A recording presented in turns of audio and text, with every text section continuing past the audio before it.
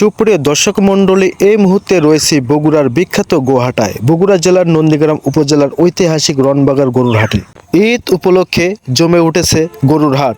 এ যেন ক্রেতা বিক্রেতার মিলন মেলা। গোহাটায় গরুর দাম খুব বেশিও না, আবার কমও না। সুপ্রিয় দর্শক মণ্ডলী, দেখতে পাচ্ছেন মানুষের ঢল নেমেছে রনবাগার গোহাটায়। তাদের চোখে স্বপ্ন, নতুন করে বাঁচার আশায় গরু পালে, ধার দেনা করে লাভের আশায় গরু পালন করে। সবুজ প্রকৃতির মাঝে স্কুল মাঠ, সে মাঠেই হাট। চিরচেনা এই হাটে যেদিকে তাকাবেন সেদিকেই গরু আর গরু। বাঙালির গরুর জন্য আর অন্য দেশের দিকে তাকাতে হয় না। এই জন্য নিজের দেশে গরুর মেলা। রাস্তার দুপাশে জমজমাট হাট মানেই রনবাগার গরুর হাট। মানুষ আর গরুর ভিড়ে এ এক অন্যরকম ঈদ মেলা। ঈদ মানে খুশি, গরুতে ভরে ওঠে গুয়াহাটি। গরুর দাম কম হওয়াতে গরু চাষি কৃষকের মুখে হাসি নেই। দিনে দিনে ঋণের বোঝা বেড়েই চলেছে, কৃষক অসহায়। ডেস্ক রিপোর্ট, জনতার চলনবিল।